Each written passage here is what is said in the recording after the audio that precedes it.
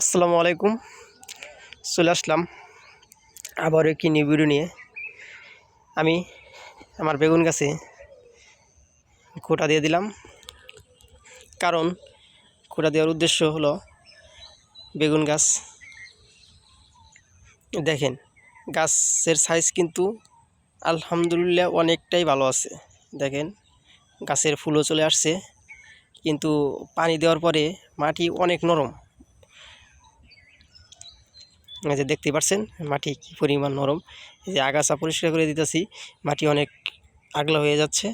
তার কারণে যখন সেচ দেওয়ার ব্যবস্থা করি তখন গাছ সহ মাটি সহ নরম হয়ে যায়, গাছটা হেলে না জানি পড়ে।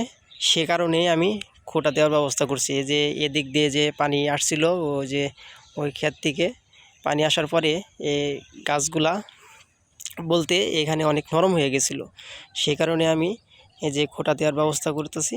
এই যে দেখতেই পাচ্ছেন মোটামুটি কিছু গাছ খোঁটা দেওয়ার ব্যবস্থা করছি, আর আছে যেগুলো আছে এগুলো আমি খোঁটা দিয়ে দিব ইনশাল্লাহ। আমি কিছুদিন পরে পানি সেচ দেব, সেচ দেওয়ার পরে সম্পূর্ণ আগাছা পরিষ্কার করে দিয়ে তারপরে পানি সেচ দেব, তারপরে সার প্রয়োগ করব।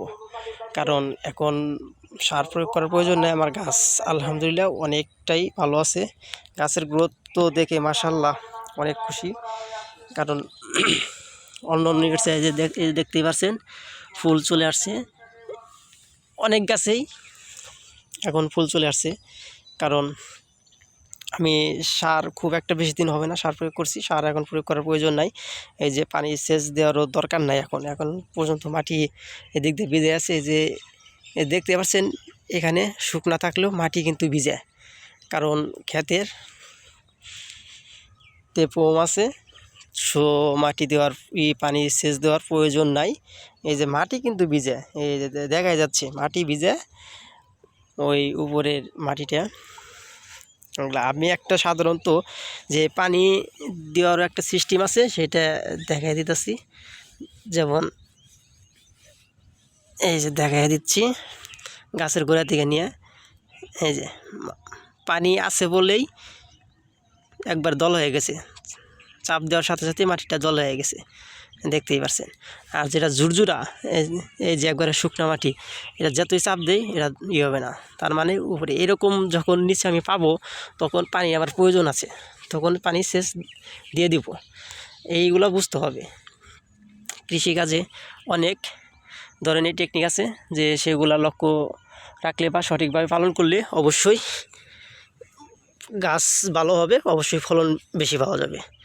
আমার দেখতেই পাচ্ছেন আমার বেগুন গাছ কিন্তু মাশাআল্লাহ অনেক ভালো আছে আলহামদুলিল্লাহ। আমি বেগুন গাছ থেকে, আমার বেগুন বাগান থেকে আশা করা যায় কিছু পাওয়া যাব। এগুলো যে আগে রোপণ করে দিয়েছিলাম, পরে যেগুলো রোপণ করেছি ওগুলো আলহামদুলিল্লাহ হইতেছে। সার প্রয়োগ করে দিছি, আগাছা পরিষ্কার করে দিস, পানি সেচ দিলে ওগুলো গাছ হয়ে যাবে। প্রত্যেকটা গাছে এভাবে আমি খোঁটা দিয়ে দিব ইনশাল্লাহ। ধন্যবাদ সবাইকে। তার আগে আমি বলে নিই, আধুনিক কৃষি উদ্যোক্তা আমার পেজের নাম। অবশ্যই আপনারা করবেন, ফলো দিবেন।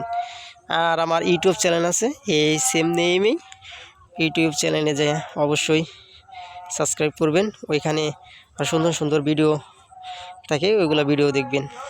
ধন্যবাদ সবাইকে।